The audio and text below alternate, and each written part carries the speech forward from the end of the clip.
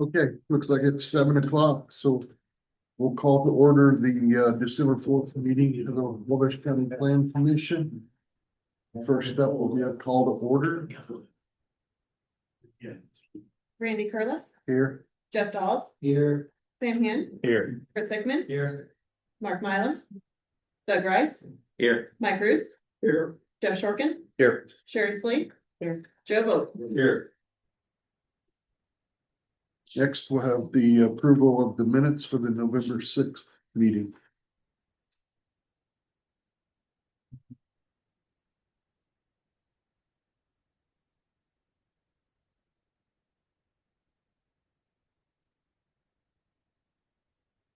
Like to move to accept the minutes as presented. Second. Randy Curlis, Abstain. Jeff Dawes, Yes. Sam Hen, Yes. Chris Hickman, Yes. Doug Rice, Yes. Mike Roos, Yes. Sherry Slee, Joe Vogel. Yes. Okay, first up under old business, unsafe premise order, 25 North Church Street, Mary Chandler. Pending further action on hold. Yeah, we're on hold because again, we sort of went from the driest fall we've ever had with no water, so they didn't put grass seed on it to finish out the project to snow. So we just have to get Chuck a good time to get that out there and get that taken care of, and it might be springtime. So you might see this on here for a little while just until we can get it done. He's told us it's gonna, he's still got it in the works. We just need to get it taken care of. So we'll just keep checking in with him until we know we can get the grass seed out there to get it done. So Next up is the ordinance review, banning engineering proposal. okay, I think that the meeting before last, we were given, or in between, we were given copies of a ordinance review proposal or a banning engineering proposal. Randy, you weren't here at that meeting. You were the one that asked us to put it on the agenda to review. So we tabled that until this meeting to discuss. I guess if everybody's had a chance to review it and see what's in it, I guess the part of it that we here in the office would say we would not really have a problem with. We just don't think it's totally necessary right at this point. We've got probably 50% of it already completed, and we started working on that the day that Banning did the review before and started working on all this. So we had already started it, did the edits for a majority of the bigger chapters that their review and proposal covers.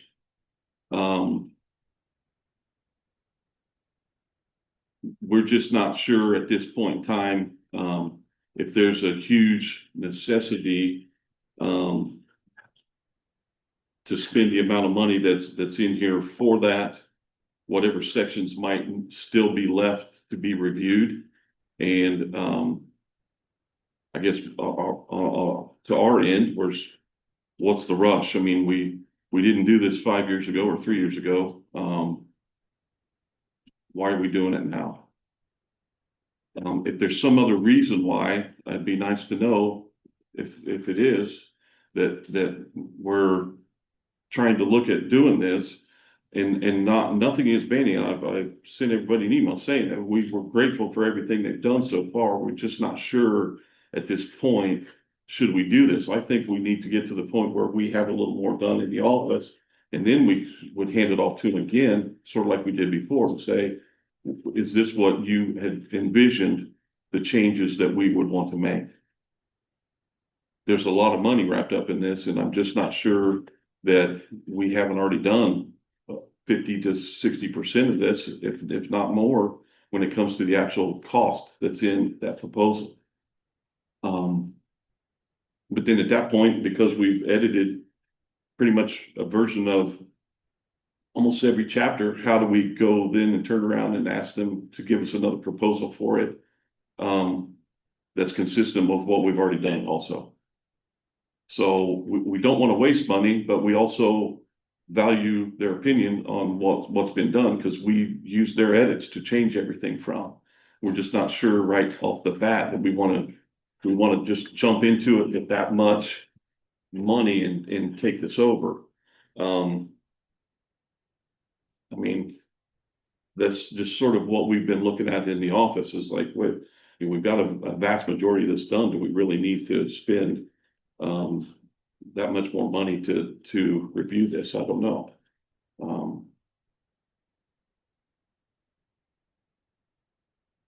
Does any of the board members have Sam, what you want to say? feelings Yeah. on this? Well, if you're doing the edits, I mean, would it be, if go through, edit the entire ordinance and then get a quote from them on that review process again, just to, as a double check to make sure, because I know there's gonna be a fee for that, just like there was a fee Right, to right. first review it, Right. but it probably could save us a lot of money. And that's where we're at. We're like, look, and maybe that's where, we're like, hey, we've been working on this every single time they've sent us an edit, we started working on it. We stopped working on it when this came through, because we didn't want to spend a whole lot more money if the board was going to say, look, let's stop doing this and turn this over to Banning. So we've sort of left it sit for a month or two, where we probably could have even got more done in the meantime. It's been nice, as it's left us to do other things that are needed. But again, I guess I got to go back to, hey, we just put this ordinance out 3 years ago. I'm just wondering, and I wasn't here, I wasn't part of this, but if this was such a concern, why did we do this 3 years ago?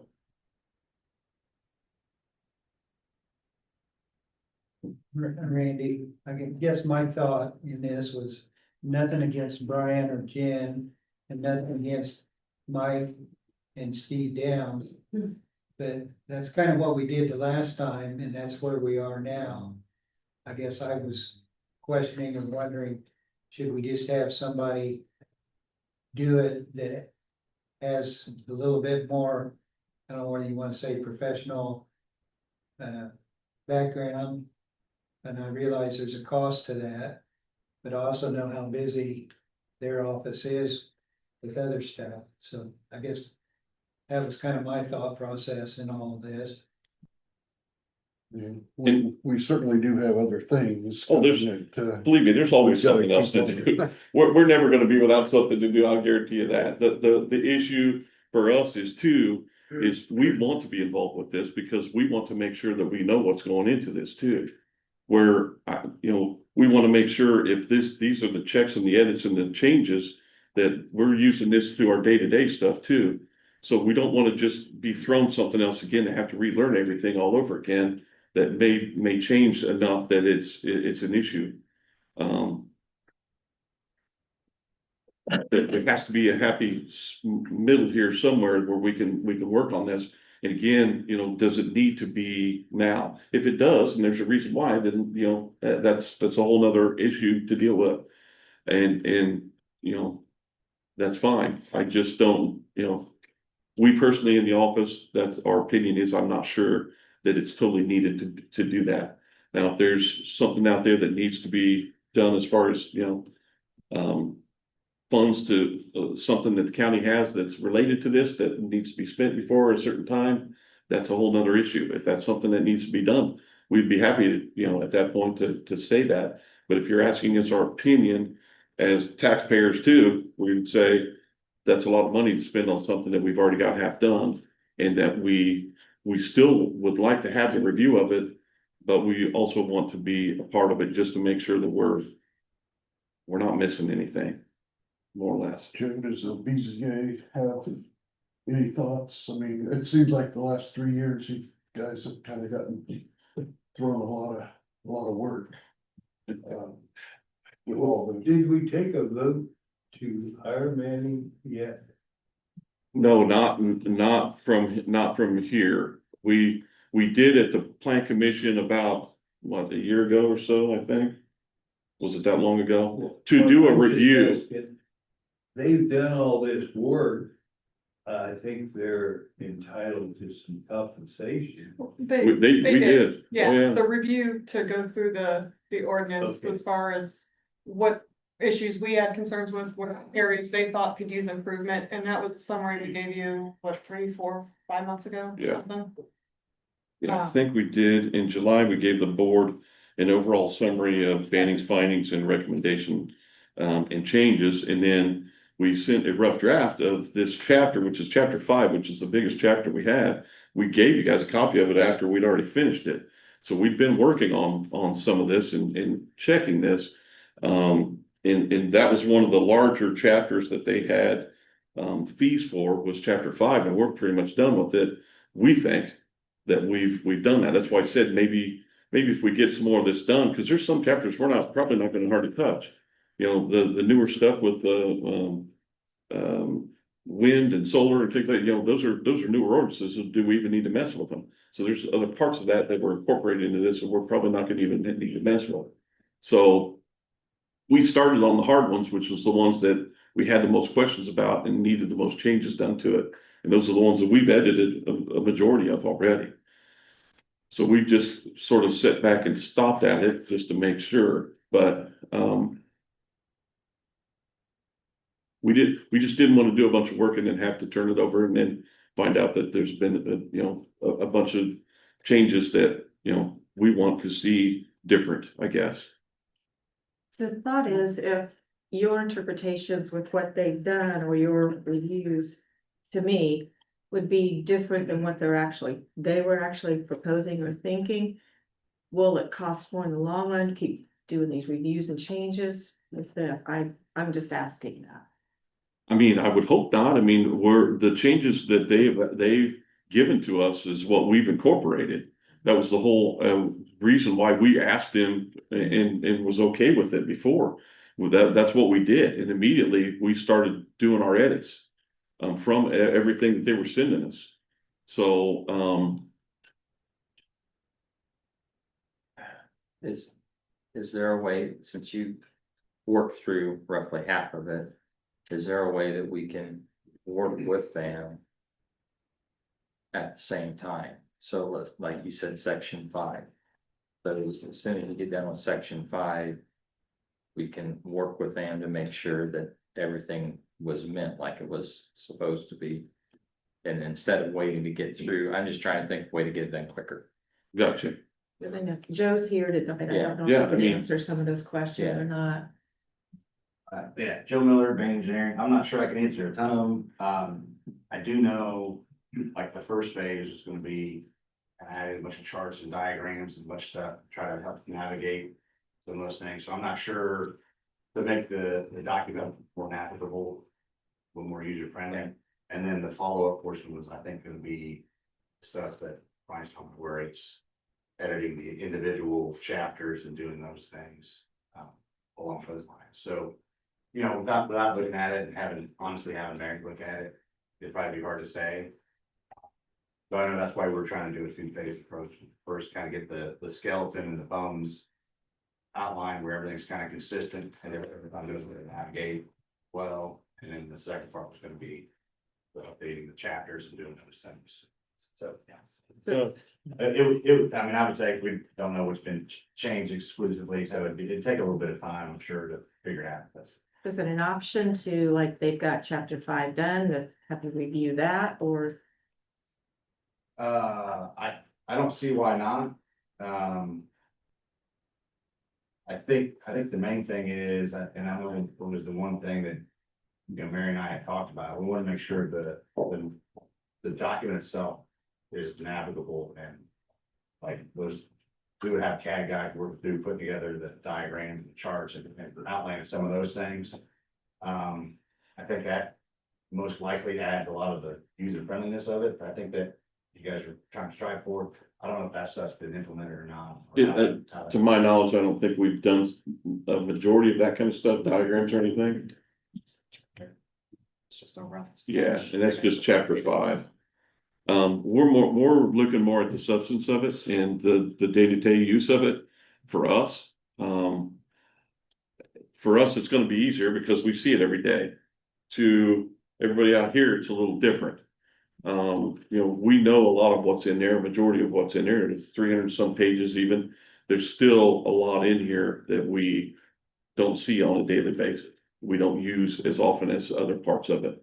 But then again, we want that substance to be correct when we go to implement it or to review it for whatever, section we're looking at or whatever we're doing.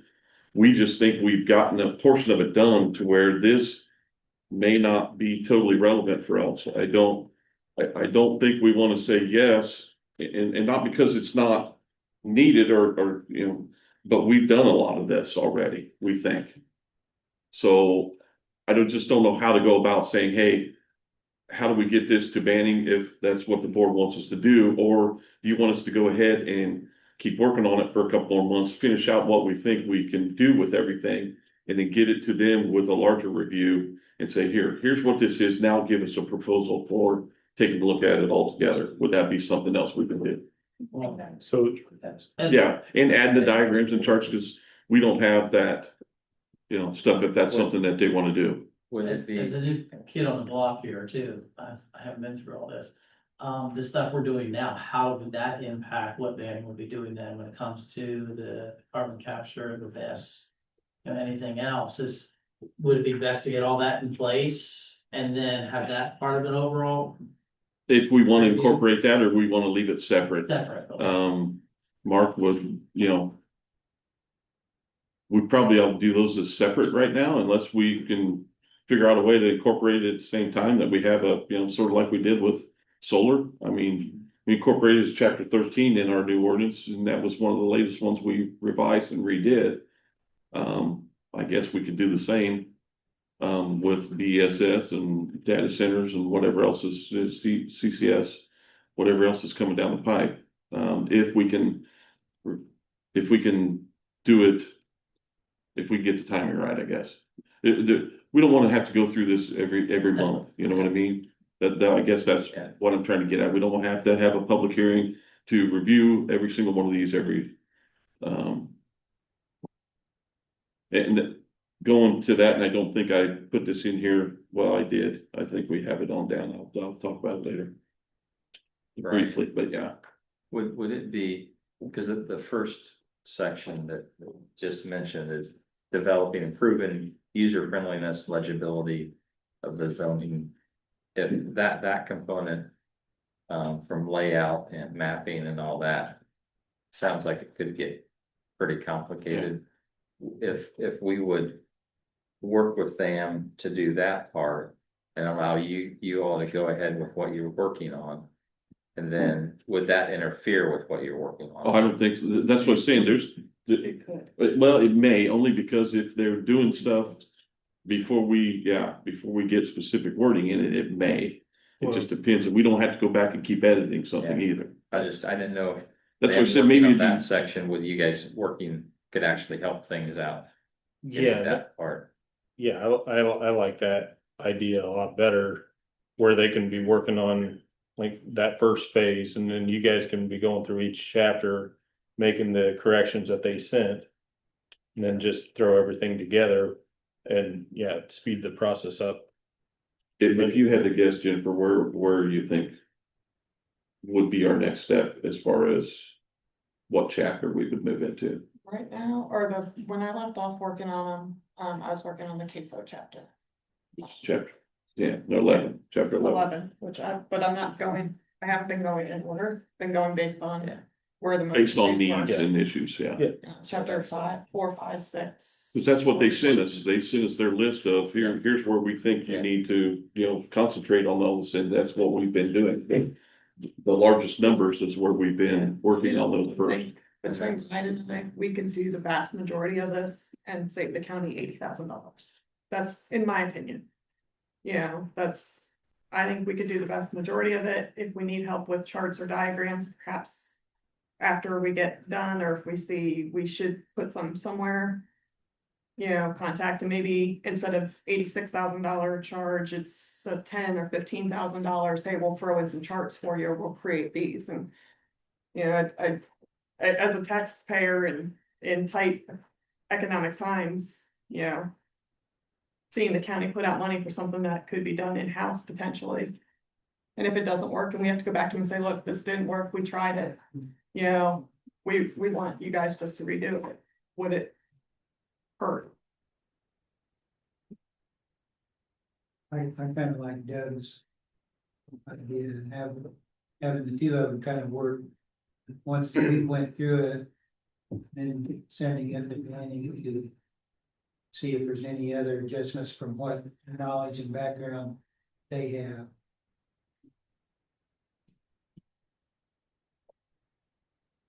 I mean, they're working with state statute and case laws too, I Right. see in here, and that's something that We, don't we really have deal with it quite a bit. It's just, whether or not we're up on the most current thing every Mhm. single time.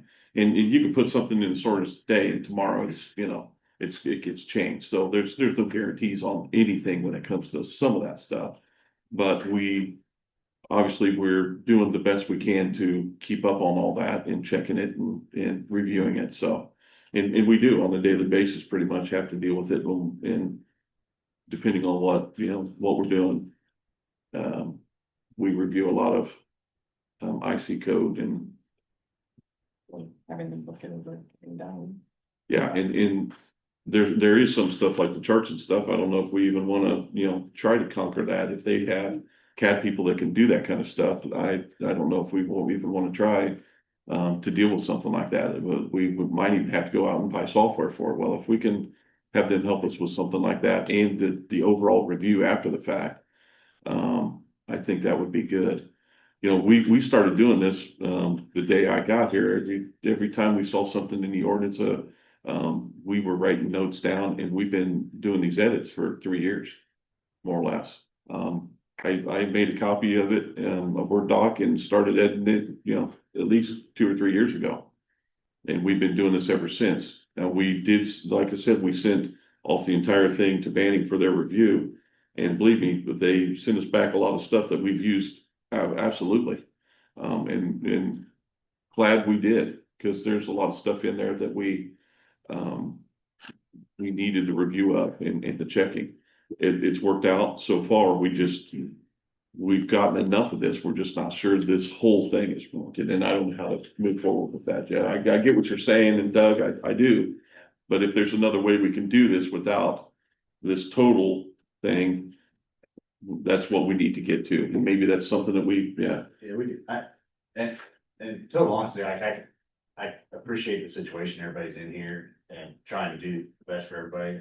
It probably, like Brian said, it'd probably make it easiest to get something that's been all the chapters that are all the way updated, at least to the knowledge that everybody is, and then have it, and then like streamline it, put the charts in and do all that stuff and work together to get all that stuff done. It wouldn't be exactly what we have in there, but I'm sure when the review and kind of getting that infrastructure and the charts and the graphs and the, lot line, all that kind of stuff, step back and everything, would probably be easier, I think, for everybody involved to do it that way as opposed to trying to piecemeal it together. And the bottom line is we will, definitely want to, you guys, everybody needs to be comfortable with what is being proposed. And so that, if that's the intention, I think that would probably be easier to get accomplished, and I think everybody'd be happier at the end. Stuff would less likely get missed with that method. So do we have an idea of cost?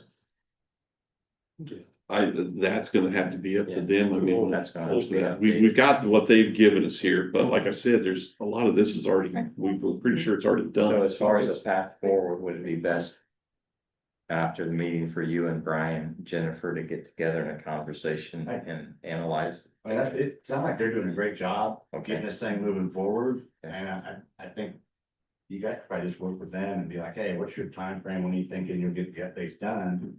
And then at that time, Re-engage. re-engage and revisit and figure out, okay, yeah, this, you 75% of the way there, this is what we see needs to get done, Okay. and then go from there. Does that make? I'm fine with that. I'm totally fine with I'm fine with anything. We just think that when we saw this, we're like, man, we've already got that done. We don't really need that. And then we skipped to, 3 chapters ahead. And it's like, well, we don't need that one either, but how do we how do we say, look, where are we at with this and what do we want to do? And we do need their review or somebody's review of this, no matter what. Just to make sure we haven't missed something and that we're covering all of our bases. So whether it's, I think we sent out an email to Randy and some of them, saying, hey, here's what our opinion is at this point. I would say I wouldn't feel comfortable if I'm sitting here and saying I want to sign my name on this right now because we know what we've already got done with it. I think we're also a little gun shy on having anybody else completely rewrite the ordinance, because neither one of us participated in writing this ordinance. So there's certain words or ways things are worded that we're trying to figure out what was the intent behind the words. Whereas if we're fully involved in writing it, we know what we're meaning with that. And, that's where having them come back over and say, yeah, we know what you're trying to say, but this is the better legal way to word it, or based on case law, it has to be worded this way or something, but I mean, it's. Agree with Jennifer, I think the intent of some of it was not put into the proper wording. Yeah. I say it to her on a almost daily basis. Yeah. Words matter. There's a certain But- word, Oh, we didn't. shall or may or want, or, those words make a difference in a sentence. And just those small little words can make a whole chapter totally different. My question to the commissioners next is funding. Would there be funding next year? Because I know you were talking about maybe doing contracts this year, and I haven't talked to the other two commissioners, but I would think that could come out of edit. because that's what you were talking before, but I didn't know what you'd committed for next year. You still would have that. Huh? He hadn't got that part of that. That's what I said. If there's other stuff, I don't, that we're not, I don't want to be in the way of anything or step on anybody's toes here, but this is just our opinion in the office here. We're just trying to give everybody the best information we can. And if there's other reasons why this needs to be done now, that's totally up to the board and the commissioners and say, deal with it however we need to. Then, or what do we need to do in regards to this? But we do have a proposal, so do we need to say, You would really only need a motion if you're going to move Approve forward and accept it. So if the idea is have them complete some of it and then re-engage, Yeah. then it sounds like Brian has that understanding, and then it's just when does that happen? And so maybe really it's the planning commission's just saying, we want to update in 3 months. Where are we at? and it may be, we might say, hey, we've gotten enough of this done and, here it is and we're comfortable sending this off and maybe here's some questions that we have. And send it to Banning and say, now can you just do a brief review, give us a cost that we can take to, the commissioners or whoever and council and say, hey, do we have the funding available to finish this the way they're asking us to? And in the meantime, we still have an ordinance here.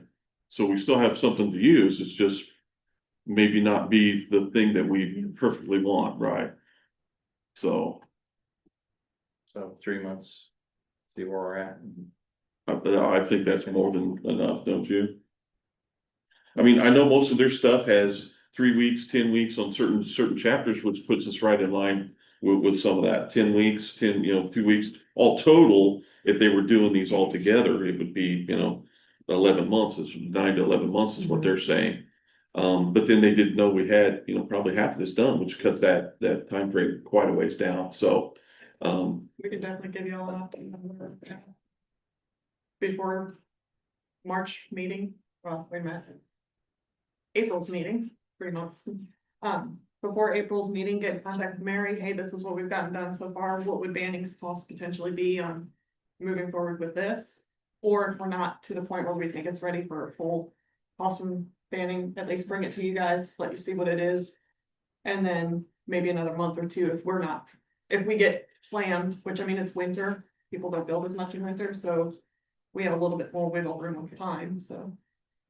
is that worth it? Then Yeah, I think it's totally reasonable, so, but yeah, I think it is a good idea to get all the way to completion on the stuff that you guys want, and that way it adds some uniformity. And I know there's probably some language in there that might need to be changed across the board, and that way it's consistent, because I know you guys are checking all that stuff, so. Right. that will make it, I think, easier. For everybody involved to make sure the intent's where it needs to be. And then at that point, give a new proposal. Yeah, we'll just have to figure it out. Okay. We'll just have to figure it out. It'll be okay. Okay, thank you. Thank you. Thanks. And we definitely want your Yeah. expertise, so it's just like. Like I said, the email I sent out said we are absolutely grateful for what they've done, and we do. It's just right now, looking at this, we just don't think this is needed altogether. The way it's been given to us. So if there's another way to deal with it, this is great. I think that's the way to I'm totally fine with all that. So we're good there. So and yeah, we don't need a motion or anything. We're not going to accept it. So. All right. Next up, we have an unsafe premise order, Ezra Loretta Gale. 140 West Sim Street, Serbia. Yeah, this is gonna be similar to the unsafe premise on perks that we talked about before. They just some stuff that they have left on the site that hasn't been taken off yet. We just need to make sure that they get that taken off and we can close that down. So I'll be in touch with both of them here pretty soon. We've given them a couple months to try to get some of that stuff taken care of. And so we'll be in touch with them and see, and we'll just do another review of it at the next meeting. Good. And next up is the battery energy storage system draft ordinance. So, last 2 months ago? We gave you guys copies of a draft ordinance, I think, for BSS. That we had worked on. I think with that, we started working then on the data centers. We found so much is similar in both of those scenarios that we think we want to incorporate those together. So we've started another draft of incorporating the BSS and the data centers into one ordinance. Most of the data centers that we see that are out there have BSS as part of them. So they're using the battery storage systems as their backups for their main power systems on the same sites as the data centers. So we think it's prudent just to, and we saw so many similarities between them that let's just incorporate these together and meld them into one. And that's what we've been looking at now, which is going to save us a lot of time too with the ordinance, because we've already got the BSS to the point where we think we've got a pretty decent draft of it. And now we just need to go back and incorporate the portions of it that would add the data center information to it also. So we're thinking that's probably going to save us months in time of not having to rewrite a whole nother one and start all over from scratch with a separate data center ordinance, if we can incorporate those together. So that's what we started to do, just to see. We just wanted to give you an update on that. If anybody has anything they want to throw at us that has anything to do with the BSS ordinance draft or the data centers or anything else, we would absolutely welcome any kind of information from any of the board members or anybody else that is willing to give us information that we can add to that ordinance. So we really need your input on these, because this is all new stuff to a lot of people and a lot of new things. So if you find anything, we appreciate it. If there's anything you want to add, we really need it. Some additional information to make sure we're covering everything. So. Okay. Next, we move into new business application from Marina Poe. Request special exception to place a manufactured home, non-lakefront zoning district, Sandy Beach. Yeah, so the property, 32 North Lakeview Drive, Raina and Michael Poe.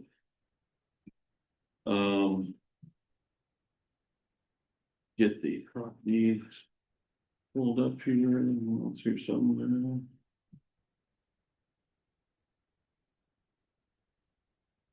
That's it right there.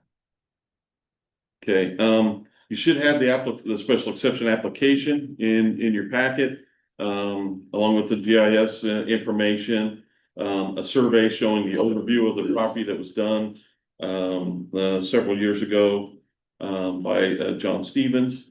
showing the current location of the current home that's on the site, mobile home that's on the site. Well, I shouldn't say mobile home, manufactured home. It's in an RL2, non-lakefront district. You can see the sheet, that we provided this drawing here. This is really just the red area is the buildable area, on the property per the required setbacks from our ordinance. So there's quite a bit of space there that's available for this, depending on how big it is.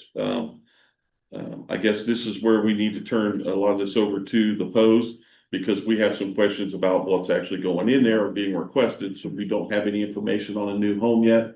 How big it is, how long it is, how wide it is, square footage, that kind of thing. So, we'll turn this over to the board.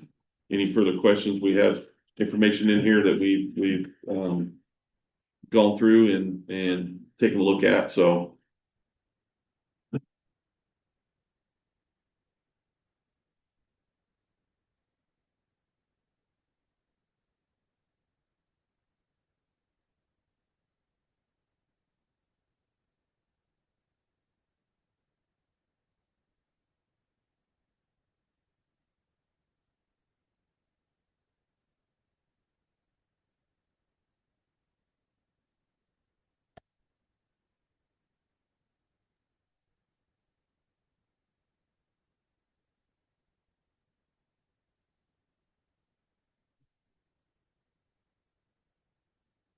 Brian, Yes, the suggested conditions that you had here, have you discussed those with them yet?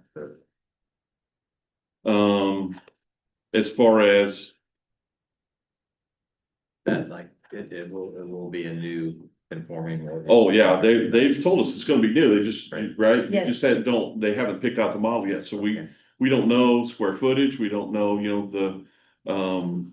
the kind of information that we would normally need to be able to say, here's where it's at, or anything like that. It's sort of difficult, because they wanted to get their approvals ahead of time before they do this. So anything we do is gonna have to be contingent on the other parts of the ordinance that we would say they would have to follow.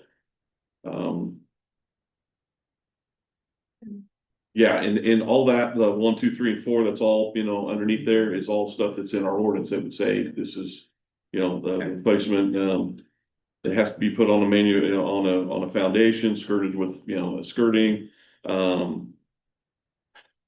That's 720 minimum square foot, gabled roof, obviously. And then alterations to manufactured home are prohibited, so we can't allow them to, with the ordinances the way they have it, they can't attach anything to it, no porches, no patios, no decks, no nothing can be actually attached to the structure itself, because it's considered a vehicle. Yeah.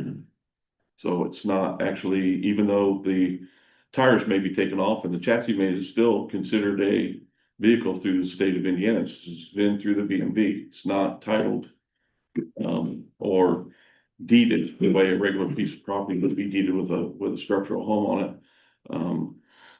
it. It's totally different. Do they have like a freestanding porch? Oh, yeah. It's just not, Attached. it's not supposed to be attached according to the ordinance that was put together before us. This was, Yeah. that nothing is supposed to be attached to a manufactured home. You're not allowed to attach anything to it. Because it's more or less made to, you have to be able to pull it out of there and drive off with it if that's the case, because it's considered a vehicle. By the eyes of the state, it's considered a vehicle. I know once you take the chassis off of it, the tires off of it, and you put it on the foundation, but again, that's part of the ordinance that we're looking at going, hey, is that really, does it make a whole lot of sense? Of the homes you're looking at, do they meet that 720 square foot requirement?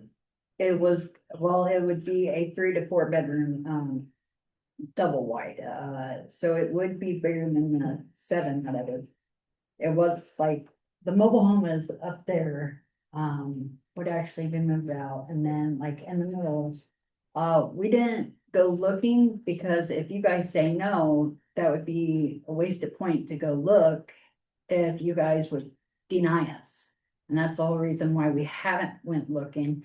I just figured you guys would be able to give me how big it could be and all that, and we could just go look. Does that make sense? Because we're trying to stay in the rules and regulations too, so we need to. See Because where the that's at. existing home is there is 938 square feet, it's 67 by 14. So, I mean, if you're anywhere close to what that is, you've already met the minimum requirements Yeah. for a manufactured home.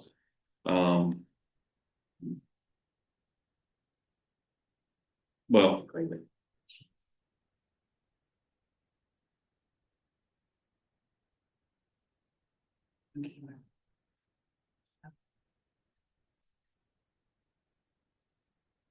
guess the way I look at it is.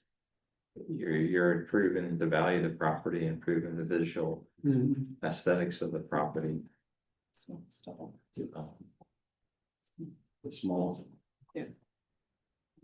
Any double wide would be okay. most double wides, they say the smallest that you can. 740, which, Is it more than what this? yeah, our ordinance for in an RL2 zoning district is 720. Now. I know the Board of Zoning Appeals has done differently in the past and said, hey, you have to have a minimum that's a lot higher than this. To be able to do that, and I think that was just to sort of persuade anybody from actually doing this, so. Then they can put restrictions on it and there's nothing we can do about it, but I don't know. You know, I don't know how that would be moving forward with this board, so. I mean, for me, with the suggestions and conditions you have and meeting all the required setbacks, I would be in favor. of it. I'll second it.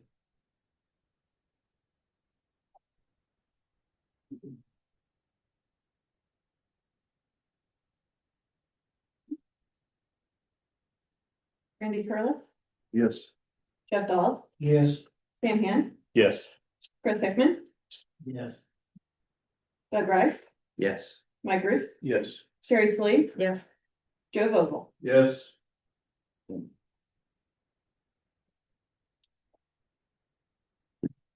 So you got the favorable recommendation from this board, so we need to move to the Board of Zoning Appeals, so December 23rd, Yes. yes, same time, 7 p.m. same room. Okay, thank you very much, guys.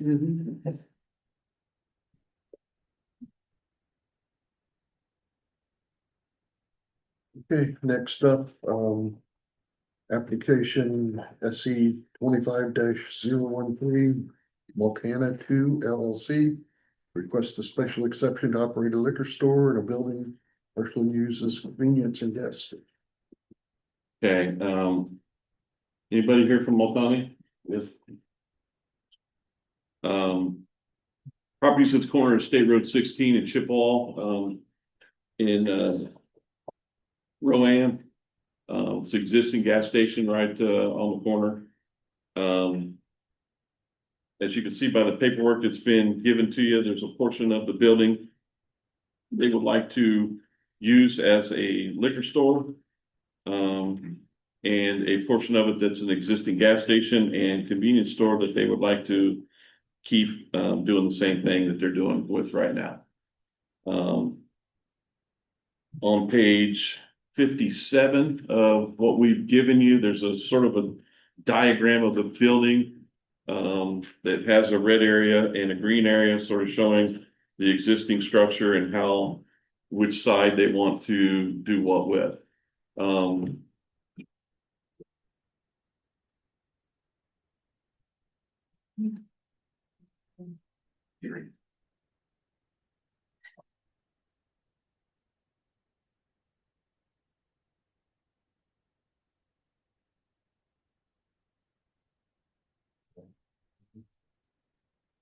Now, with some of this too,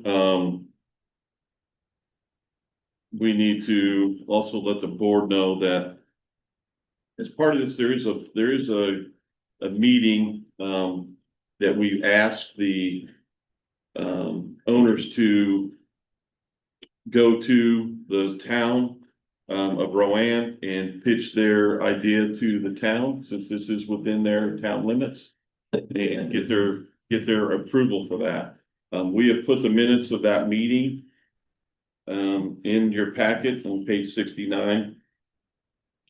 The one thing that we were not, too keen on with that was, there was no public input allowed at that meeting. Nobody from the audience, was able to make any statements or, comments during that public meeting. They voted on it without asking anybody's input from the community. That is something that we ask of. That's the whole reason and the point for us to ask them to go to the towns, is so that they can get the town's input and stuff on what they're asking to do before they bring it to this board. And just that did not happen at that meeting. As a matter of fact, if you look at the minutes, it says Mr. Singh sharing the information regarding 240 Chippewa Street is requesting a favorable recommendation for an ordinance permitting the packaged liquor store. Not permission to actually put the liquor store there. It does go on then to say that Neil Beaver made a motion to give a favorable recommendation for the special exception use of the operation. So and part of it, they said the request was for an ordinance approval, and the other part of it was that they're asking for the special exception use. So it's a little confusing on the minutes that they put in here as to what they're actually approving. Or the town is actually saying that they're approving. And like I said, and then also that they did not allow any public input at that meeting was something that we were not too keen on, because that's, like I said, we asked them to do this so that we can get everybody's input and get the town's board's recommendation to bring to us after public, a open public meeting where everybody can be involved in the town. We did go back and forth with some issues with the parking area because this is a new use to the property that's being changed. Asking about how they're going to get parking use here. This will be for any other special exception that we would request. We'd say, hey, there's parking requirements. For every employee, there's a parking place, plus for square footage. The state recommends a certain square footage for parking spaces. As you can see from the current aerial, there's really no set parking spaces anywhere. If we were to, like I said, approve something from a brand new standpoint, we would require all this information, and we understand that there's an existing building here and they have some restrictions to that. So the site plan that they show is sort of the best of what they could give us as far as trying to meld everything together to get a something that could be worked with here. The main issue that we have is a loading zone because the area on the drawings that they sent over for the site plan has a handicap spot in front.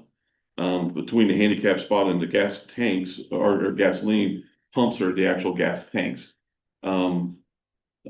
We do have some pictures of the trucks that come and that fill those tanks.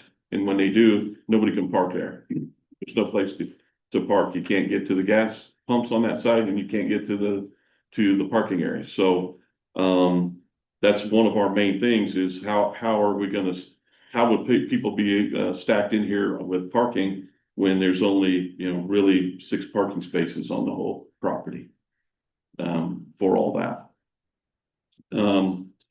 That is our office looking at this from a standpoint of planning. That's what we're required to do. And so we went back and forth with that. There was also the issue of a enabling ordinance. The town of Rowan has to approve an ordinance themselves to be able to allow this liquor store to happen, or any liquor store, I think, isn't it? Any liquor store. And they have not approved that yet. So I think the meeting is Monday for that. For them is that their second reading then? So I think they approved on first reading, and this will be their second. And they didn't do that because they hadn't, to my knowledge, I don't think they had come to us and asked for our approvals yet either. So we're doing a timing thing. We're sort of flip flopping here and there. So they did one, now we're doing a part, they're gonna do another part, then we have to go to BZA. So, after their, approval or not from the town for the enabling ordinance. Because anything we do is gonna have to be contingent on those being done, or the town won't approve the ordinance for them to be able to sell there anyways. So this could be all for naught if they don't approve something at their next meeting. So,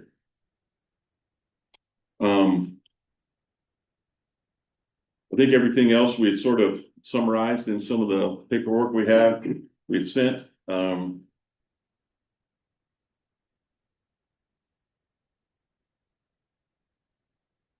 Like I said, our biggest concern is, how we gonna get people in safely, out safely, park them safely, handicap accessibility, ADA accessibility, loading and unloading zones, which, like I said, if we're doing a special exception, those are all part of something that we would require as a new business.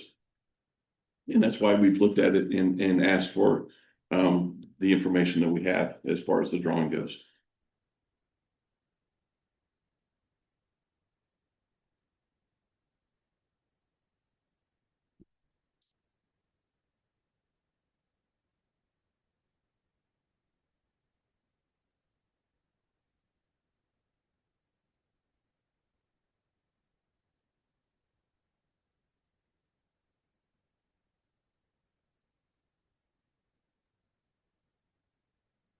According to this map here, there's 6 parking spaces plus a handicap. That's not correct. There's actually 8 parking spaces, including the handicap spot. It was 1, 2, sorry. 1, 2, 3, 4, 5, 6, 7, 8. Okay. I didn't realize. Which I believe is compliant with what was. Yeah, so if they have 2 employees, which is required, because they're gonna have 2 different businesses, you can't have one running both sides. You have to have, 1 employee per each, so that's 1 parking space for each. The square footage dictates a certain square footage, and I think it came out to be 6. Was it 5? I think it was 5 with that, but because, you need 1, handicap spot, so that's the 8th spot, yeah. So. I have a presentation that I'm just waiting for. Go ahead. That's. Yeah, go ahead. Sure. So thanks for having us. Good evening. My name is Clark Kirkman. I'm with Clark Quinn Law. I have Sujinder or Sam Singh here with me. Sam's the owner of the gas station at 240 North Chippewa, and we're asking for the special exception to open a package store as part of that location in a separate suite. The whole building is just over 1,300 square feet. This package store would be, 400 square feet and change, so probably not even the size of this room. Sam purchased in August of last year and has upgraded certain things at the business and has plans to invest more at the business should we receive a favorable approval today. Just a little bit, since a lot of the staff report was about alcohol, I do feel like I need to walk through some operations and some of the vetting that's already taken place with regards to alcohol at this location. So this store, the gas station side is open till 11. He's only planning to keep the package store side open till 9. The gas station slows down a lot after 9 o'clock, and it doesn't make sense to employ 2 staff. Again, we will have a separate employee. That's the law. So absolutely. Sam is no stranger to running businesses that sell alcohol, and he'll provide the proper training, make sure not to sell to underage, make sure that everyone who's under 40 gets carded. He's got ID scanners that'll shut down any transaction where the ID comes up underage or fraudulent. Again, the sale of alcohol is controlled at the state level by the Indiana Alcohol and Tobacco Commission. There is a local component of regulating alcohol. It's called the local alcoholic beverage board process. And the Wabash County Board met in this very room in March of this year. And we received a favorable outcome at that hearing, favorable vote, and as far as members of that vote and that process allows members of the public to remonstrate. And there were remonstrators in the room. And, but there was also, we gathered this petition in advance of that hearing. And I think it speaks for itself. This is the town itself. And we've got over 50 addresses. A lot of these, 2 signers at the address.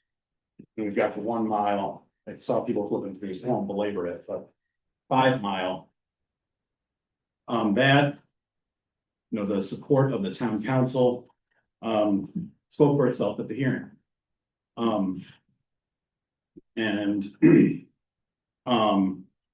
As was covered, town council did also provide a favorable vote at a meeting of that town. We talked a little bit about the enabling ordinance. So I actually specialize in alcoholic beverage law. I worked for the Indiana Alcohol and Tobacco Commission until about 2.5 years ago. The enabling ordinance was requested by staff and it was pursued. However, that actually only applies to, has the ability to limit liquor retailers, which is bars and taverns. So for serving for on-site consumption, you actually do not need an enabling ordinance to sell packaged liquor in a jurisdiction. Okay, so but that enabling ordinance and the passage of it, the steps taken by the town absolutely demonstrate the support that the town is providing for this project. I think it's between the town council's actions and the petition, I think it's fair to say it's unequivocal that we have the support of the town in this business. They want this to come. At that local board, so the local board process for alcohol, voting up or down on an alcoholic beverage permit, it's really, the factors are very similar to the types of factors that we apply at this proceeding. So there's an examination of the need for the services. There's an examination of the desire in the community. And there's an examination of the impact on the businesses and the community. So those are the factors that the local alcoholic beverage board weighs in deciding whether to vote to approve the issuance of a license. Need is whether the services are available already, desire whether individuals would purchase alcohol if they were available. As far as need goes, this is the closest package store to where we're talking is over 11 miles away. So, I think that speaks to why a lot of people in the town are hopeful that this special exception gets approved. The town, although small, it's a tourist city. It has, there's a covered bridge festival, there's canoeing and kayaking, there's a campground. It's the type of, it can benefit from this business. As far as desire goes, the petitions speak for themselves.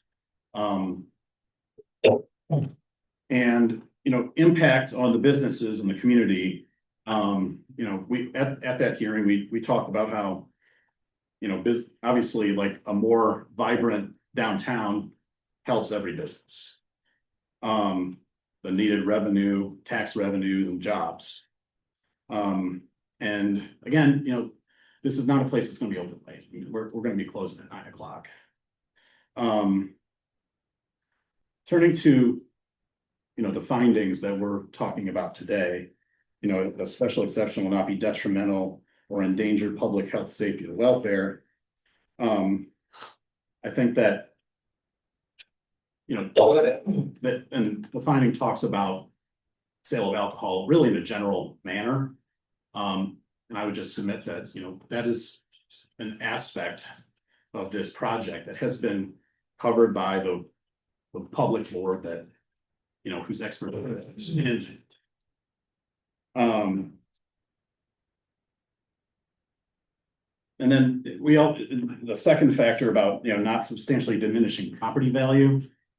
I think that if you drill down into like the studies that were sort of talked about, those are more like a high density of liquor stores in an urban and having a negative impact on property values, not, you know, a community-based business, 400 square foot suite in a gas station convenience small town. And then, you know, the final factor, the finding, the special exception will not impede the normal and orderly development and improvement of the neighborhood. First, you know, this is a long-standing gas station convenience store site. It's been there for decades. Across the state, gas station convenience stores are considered a more intense commercial use than a packaged liquor store. And, you know, this is a neighborhood commercial use, part of an orderly small scale development. We're talking about walkability. The goal is to not have to drive over 10 miles to pick up a 6-pack of beer. So, but, you know, as far as the ADA issues that were talked about, I think that those are more addressed in a building permitting issue and not really applicable to this special exception analysis. You know, we're not making any material changes to the physical structure of the site. Parking we've talked about. We have the necessary spaces. I believe there is also on-street parking available. And, you know, as far as loading, so we believe that, you know, loading would take place in this kind of cutout area where there's no parking. There's already loading happening at the site. It's been happening for a long time. It's a convenience store. The delivery of alcohol, we're not talking about big tractor trailers of alcohol coming to this store. I mean, there's gonna be small deliveries, not unlike the types of deliveries the site is already receiving. The report, it wasn't talked about, so I won't belabor it. But, you know, as far as the entrances go, there are, you know, a number of different entrances. The citation to in the ordinance, the 6.3.3E, I believe that only speaks to loading and parking and not entrances, and access is, you know, handled differently by these types of boards. And, you know, again, this is a long-standing operation. Building's been there for a long time.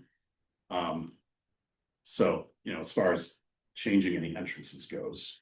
Again, no matter what happens here today, there's going to be there will be a gas station and convenience store continue to operate. We just want to offer, you know, another product at the location and be an asset for the community. The size and functionality of the site is no different. It's just the only changes at the, you know, we are prepared to do the striping consistent with the site plan. Of course, we've got to wait for the ice to melt maybe a little bit, and, you know, for the weather to be favorable. But, you know, we're ready to put this striping down, and that's the only change made to the site. And, you know, so with that, I just would ask for favorable vote on the special exception. Any questions?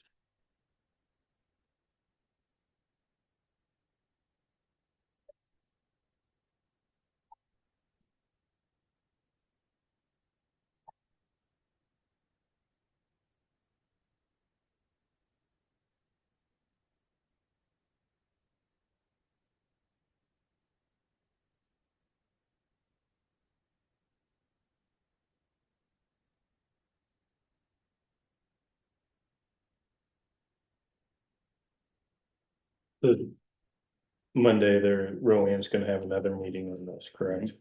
Second reading for the new one.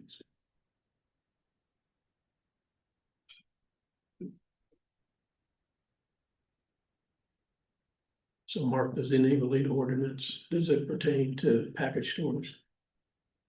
The statute I pulled up quickly only applied to retailers, so for sale for consumption on the property, so I don't think it is. So they're not gonna be requirement. consuming, they're just purchasing. Right, yeah, so for towns under 5,000 residents across the state, you know, the liquor licenses are done by jurisdiction municipalities. Towns that are under 5,000, have to pass an enabling ordinance to allow basically bars and taverns or, you know, Right. restaurants to serve liquor, but. Packaged alcohol is different, so those are called dealer permits as opposed to the retailer permits. And there is no requirement to pass an enabling ordinance for a dealer permit. But, you know, the fact that the town's taken the step to do that, I think demonstrates that they want this vote to be approved. And the fact that there is no public input, I think this answers that. Yeah, I was gonna say, there's a lot of names that Mhm. were in favor of it. The BZA also has to have the public hearing portion of this as well, so there's another opportunity for public input. Okay. That, we normally ask ahead of time, and we've done this since I've been here. Anybody that's doing business in a town where you're asking for a variance or a special exception, take it to the town. Make sure that everybody's okay with it. That was my main concern, was that we heard there was no public input. That's what we got back. There was nobody allowed to speak out against it, even though they were there and wanted to. They were not allowed to. I see those, you know, and that's fine. It's just, that's the whole point of asking them to go to this. If not, then why did we, you know, ask them to go? If there's no public, the board was just gonna say yes. And we could have just asked the board to approve it. Why have it up as a, Do we know if Rowan's gonna have a public hearing? they're not, no, So it'd have to be at the BZA. yeah, it's gonna be the BZA, right? Which at the BZA, then anybody within 250 feet gets a letter in the mail.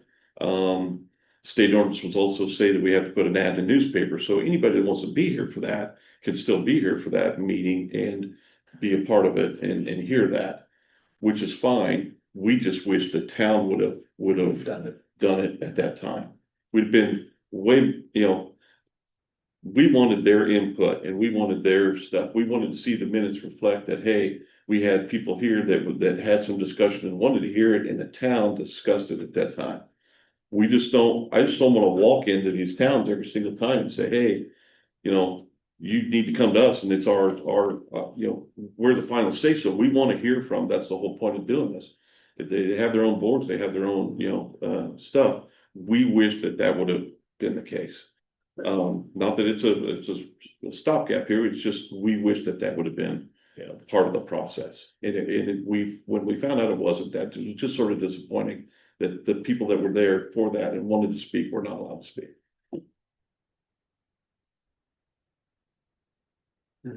Are there members of the public here that have any comment they wish to make on this matter?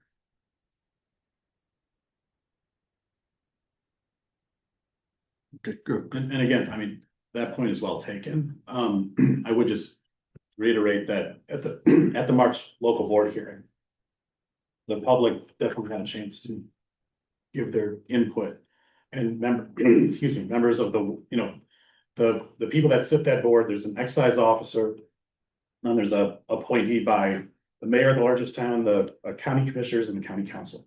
So, you know, people sit on that board that are in the community.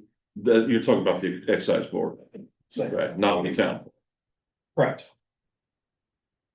Those are held in the middle of the day where a lot of people are working. I get it. I understand. I'd like to say, my main concern was that this was a regular scheduled meeting and they had it on the agenda and then they didn't allow any public input. So that was my whole thing, is we've always asked for that. We've always asked for copies of the minutes to make sure that was approved or not approved at those public meetings through the towns, whether it be Ladrow or LaFountain or Rowan.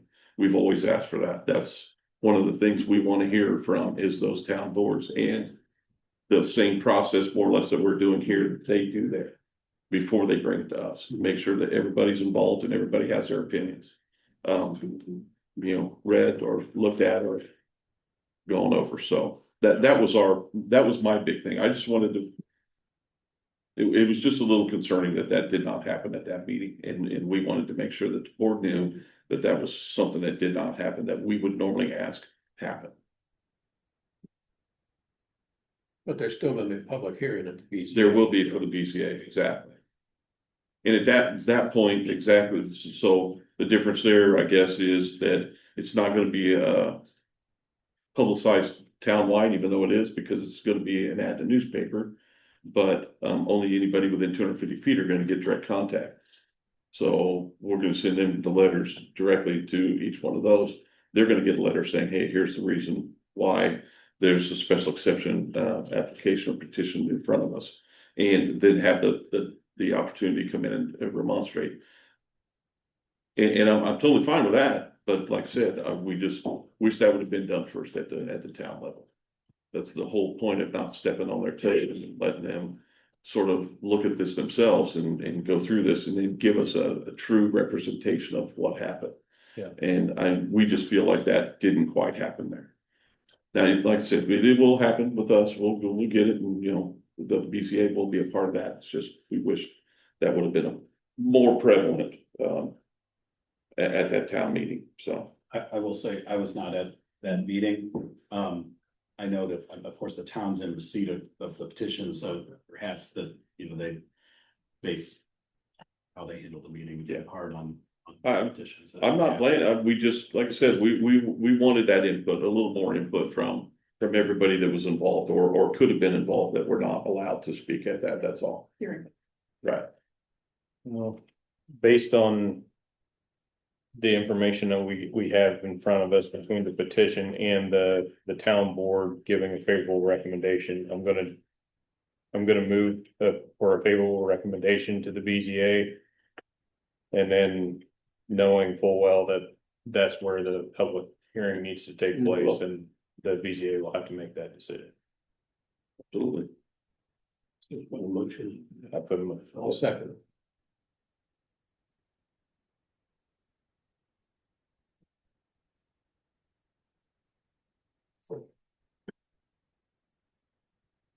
Y'all talk too fast. Sorry. Randy Curlip, Yes. Jeff Dahl, Yes, Sam Hen, Yes. Chris Hickman. Yeah. Doug Rice, No.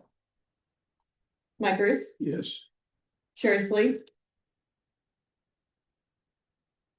Yes. Joe Vogel. Yes.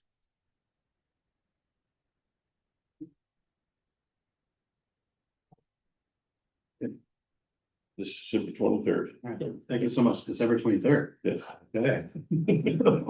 Oh, Merry Christmas. Yes. Merry Thank you, guys.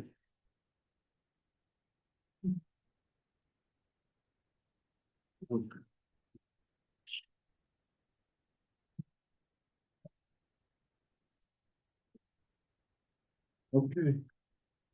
Next up, application SE 25-014, Brian and Constance Searing. Requesting a special exception to operate a business in residential zone. Yes, so we've been working in direct contact with Brian for quite some time. He brought this to us a while back. Of course, our main concern with all this was the fact that the main entrance for the property is off of State Road 13. And then having a business stack up on State Road 13, trying to get in and out was our main concern. Obviously, the rest of the ins and outs of this, we sort of, give our information over and they do too, to the board to make that decision when it comes to the safety of the public and things like that. That's one of the reasons why we looked at it. We didn't think prudent for them to be able to enter and exit from the same place.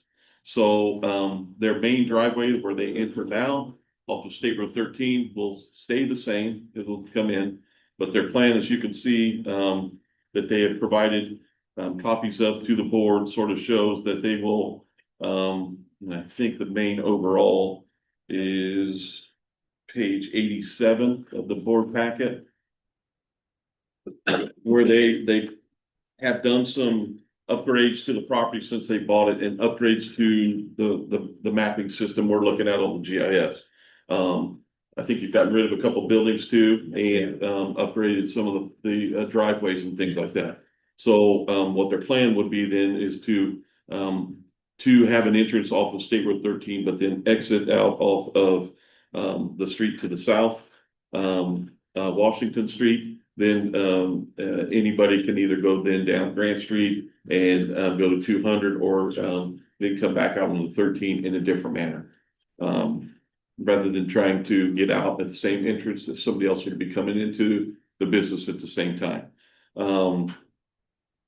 Past that, looking at this, obviously, the health department, we directed Mr. Searing to go over things with the health department, make sure they're in compliance with all state regs when it comes to water use and sewer and all that kind of stuff.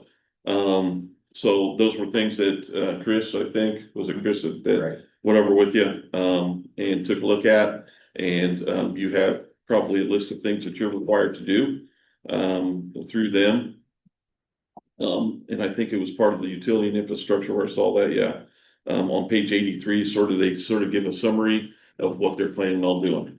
So just wanted to hit the high points here, and then the rest of this we can turn over to the board and to the Searings to answer any other questions.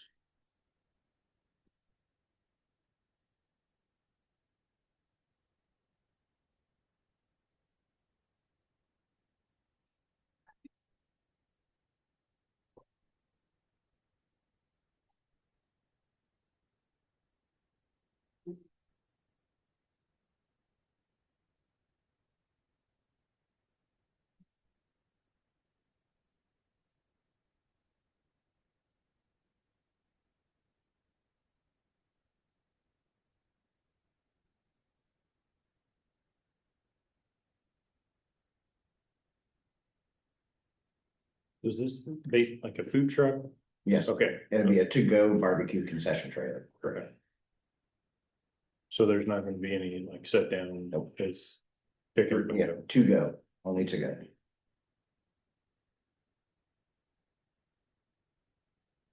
Now, it doesn't mean they won't be back here a couple of years from now when they're, yeah. A couple of big. Just saying, Yes. they've got enough room to expand and do that, and if this were to be approved, they would. But I guess, so are you gonna use this too mobily on off hours, or are you gonna sort of keep it in the same spot? You have the option though, don't you? Yeah, we want to keep it on the property. Yeah, Okay. on the property permanent and only operated about 3 days a week. We've made tons of improvements on the property. I've literally had 100,000 pounds of gravel brought in, so 48 tons have been brought in. We've removed buildings that were eyesores, really cleaned up the property. Widen the driveway. Widened the driveway extensively, put the exit out the back onto Washington Street. We don't want to disturb the flow on Highway 13. We know that gets busy around the time school gets out. So we want to respect that, and take care of it, and also provide good food and quality service to some of those folks as well. This 12 months, you'll be open 12 months even through winter months, or? Well. He thinks he's very hopeful I to do did that smoke a later. turkey for Thanksgiving, Yeah. and it was amazing. Just saying. Free advertising, I ran power all the way out to the concession trailer, so we put brand new 50 amp service. So we're really trying to do everything as proper and accurate as possible. Really want to bring something to Spikerville. There's really nothing there. I say Spikerville to a lot of people, and they don't even know where it is or what it is. It's a little town of about 3 city blocks and one flashing light, so. And a school. In the school, and hopefully a smokehouse. and I know the GIS does still show this alleyway here. The series did come in front of the commissioners and got that alleyway vacated, and they do own that entire alleyway now. So that blind is really probably not supposed to be there. We just haven't got the GIS fixed yet to show that alley not there, but that is, since they own property on both sides of it, they would be granted both halves of that. And so they do own that whole entire alleyway. So they are not building something in the county's right of ways or it's their property. You should have included the menu in the packet. I know. Didn't give it to me. So we were very fortunate when we bought this property. We didn't know it, but there's probably 2,000 thornless blackberries on the property. So it's a blackberry farm. It's got 11 apple trees. And as we had cleaned it, really discovered all these items. I mean, we really want to make it a beautiful drive as you approach the property, the barbecue trailer. You probably see the garden shed on there, or the greenhouse. That's a gorgeous piece. And then you'll pass through basically what's like a real small apple orchard. But the vision is just, it's a pleasant drive. And maybe the wife's, cottage stand or something eventually in the future. But I want it to be also scenic, not only provide quality food and service, but something scenic to see, to view, to maybe visit.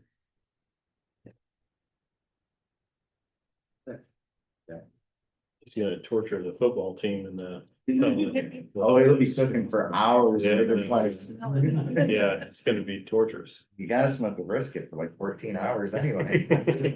I think to make an informed decision, we need samples, but that's just my own personal opinion over here, so. My mistake.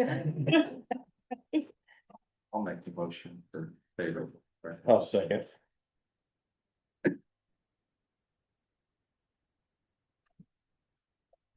That motion. For that is that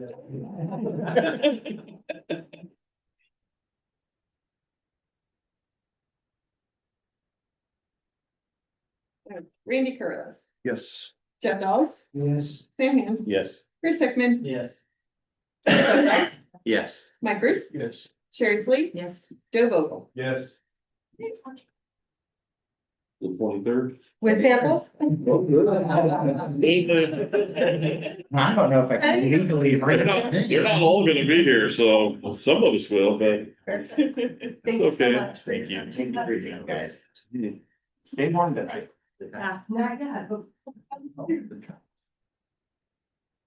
Make sure stuff's gluten free and I'll be there. Thanks again. Okay, next up, the DNR flood damage prevention ordinance. Okay, we were, as I think I mentioned it, the office was audited by DNR, months ago. We had some projects, or we had, projects that we had to give them copies of that, anything in the last 5 years that we had, done a, permit for, that was approved by DNR for construction in the floodway. This is new. We didn't know anything about it until they came and audited us and told us we had to give them all this stuff. So we went back through our files of Mike's stuff. They did come back with us on one. We have since closed that out. There just wasn't all the information needed in the file, so we did clear that up and work with the owner on getting all the information that was needed. And the pictures, we got that taken care of. In the meantime, they said your ordinance is out of date. So your flood damage prevention ordinance. So they said by December 8th, you need to get us at least a draft copy of your ordinance. We have put in this packet copies of what we already have. And then this is all the state stuff, but with their updates. Right, with their edits to it that we have to change Yeah. ourselves. Yeah, we changed those. So we had an ordinance, it was similar to this. They changed a lot of stuff in the formatting of it, the sections, took some out, changed them here and there, twisted things around. So we talked with Mark. Mark said probably the easiest way to do this is to repeal the old ordinance and just, when they get done with their, review of this ordinance, if the board is okay with us sending this draft ordinance back to them, which is their ordinance, more or less, we checked it from our old ordinance. Everything's pretty much similar to it. They've added some stuff. The additions are the stuff that you see highlighted in orange. Those are the additional things that they've added. But like I said, in with that too, they have switched some things around and changed things enough that it's like, well, it'd be easier just to repeal the old ordinance and then just approve a new one. So that's the route Mark had looked at. There are some items in green that you see. Those are what they would say are optional. We've left them in there. We don't see a reason why not. Most of the ones that we saw and read through, there doesn't seem to be an issue with leaving them in there, even though they're optional. Anything in red, like I said, was something new that they put in to their ordinance, and this is sort of their overview. They send this same exact one to pretty much every county. This is virtually the same thing. They send to all of them and say, here's what we would do. they pretty much left it up to us to change, you know, Wabash County and commissioners, and we got with Mark on a few things and changed some wording on a few things, and this is what we have. So we're asking at this time, if the commission is okay with it, to send this off in the next day or two to DNR and have them review this. They will review it and send it back with their recommendations. If anything seems to be changing, which we don't know why it would, it's their ordinance that they sent us. All we did was change Wabash County commissioners, things like that. So nothing major. So we don't see why they would have an issue with it. But this is something that they're requiring us to update. And these are the changes, like I said in red, that they since the last time they have put together an ordinance like this, that they want to see changes made to. So we're just asking for approval for that so that we can send this off and have that reviewed by them and get it back here hopefully and get it taken care of as and approved as a new ordinance for the county. You just need a motion, Ross. I'll make a motion. I'll second.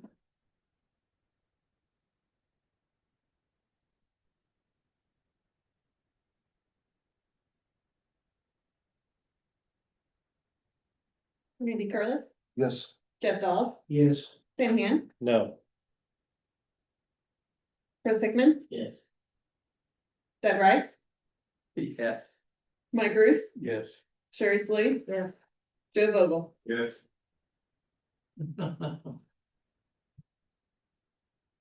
Said a lot of yeses tonight. I didn't roll. Change it up. Okay, thank you, everybody. We'll get that to them and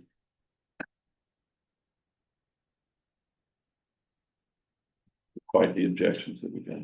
Next up is staff reports. Okay, in the back, there should be the same planning, building, combined permit activity that we've been giving you every month, just as a review.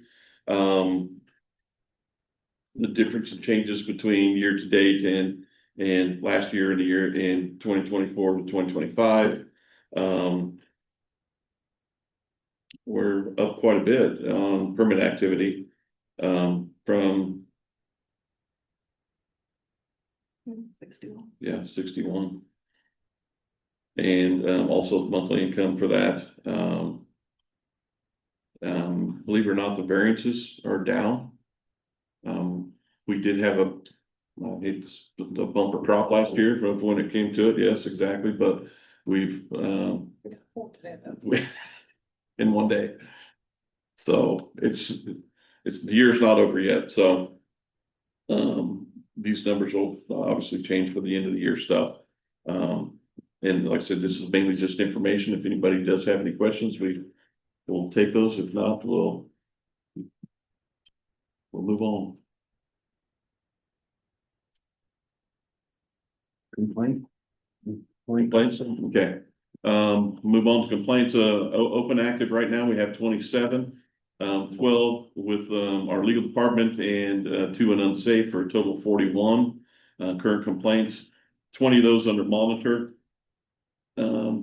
59 were rolled over from last year and new so far in 2025 is 43, with 41 of them total closed this year. We also have the reassessments, which we're gonna keep putting those on there. We seem to keep getting those pretty regular. Total rolled over from 2024 was 23. Out of those, we only have 2 still open. So we closed all but 2 from last year's that were rolled over. Some of those were question marks as to whether or not we should really even be going back on them and checking it out. One of them we know we should, they're just not responding to us well. Total received in 2025 so far was 47. Out of those 13 have been closed, so we need to jump on that pretty quick, but we got a lot of those, or 13 are open, sorry. So we only have 15 still open from combined last year and this year. With a total close in 2025 of 55, sorry about that. So we're not doing too bad. There's only 15 of them still open. And some of those were ones we've just gotten in the last couple of months we're trying to close out. So we need to send a new round of letters and get those taken care of and hopefully get that number dwindled down to next to nothing, so. Before our next meeting. Okay, is there any other business that anyone wants to bring before the board? Make a motion, we adjourn. All those in favor say aye. Aye. Thank you, everybody. I don't know.